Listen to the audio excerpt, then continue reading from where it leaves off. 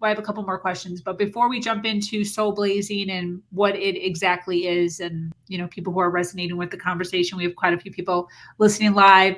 By the way, thank you for those of you that are listening live. We appreciate you being here. If you're watching on the replay, make sure you hashtag replay so we know that you were here and we can say hello. You mentioned declarations. How did you come up with yours? By sitting down and doing a mind dump. Closing my eyes for a minute and going like this and thinking, okay, I gave myself 5 minutes, and then what was my thought? Oh, I have to do a mind dump. Oh, I've got to go to the grocery store. Oh, this person said that. Got to turn that in. Oh, I didn't do that correct. I've got to redo that. Oh, I've got to clean out that drawer. Oh, so-and-so is coming over. Got to walk the dog. Whatever it is, getting everything out of your mind. And when you start this, because we have 40 to 70,000 thoughts a day, most of them are negative and most of them are repeated. So once you find out what, and that's what I call imposters, what thoughts are in your brain and what are they telling you, then your whole life changes.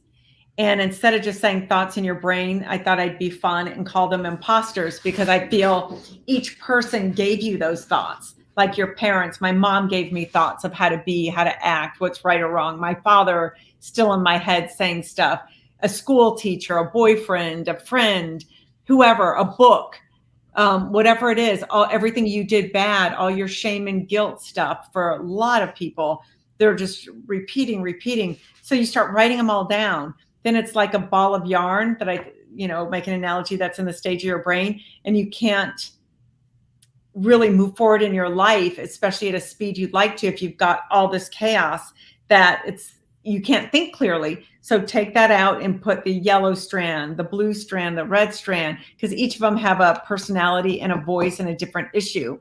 So that's why I call it imposters. So, oh, my mom was an overthinker, so I'm an overthinker. And she told me, you can't do that. You can't do that. Never share your story because people throw it against you. Never write in a journal because people read it and judge you. Someone will get their hands on, never, whatever it is.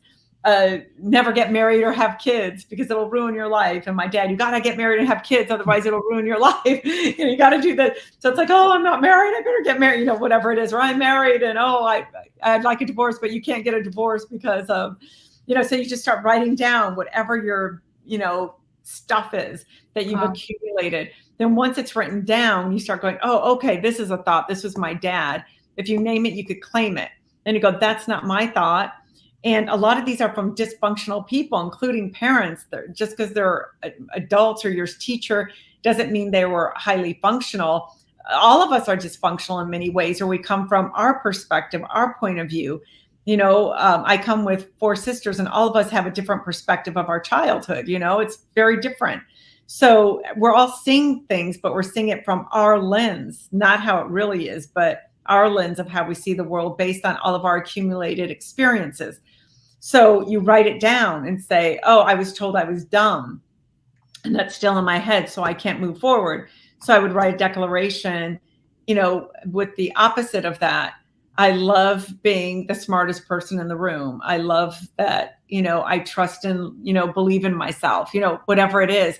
Then you start changing that. But when you do it, like I was telling you earlier, with music playing, I just get a simple music track that you could download, and I put all this down on that. So I'm listening to it with this meditative vibration, because vibration is everything. How you vibrate is how you are in the world. You could be this. When I met many of them, my husband is the co-creator of 2.5 Men and Big Bang Theory, and I went to the Emmys, Oscars, Grammys, People's Choice for 7 years, and met all these top stars and everybody in every field, especially Big Bang Theory, Wozniak. Everyone was on that show.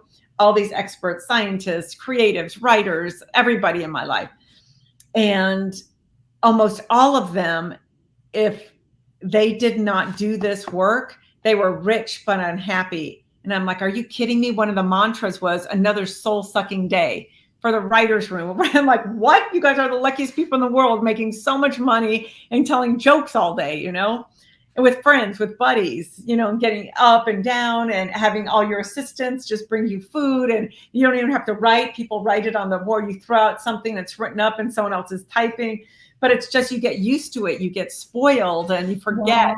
So it's like when you do this work, you start saying, because a lot of them feel I'm not worthy and they're imposters out. So they have imposter syndrome. I deserve to be here. I kind of snuck in the back door. I did this or I did that.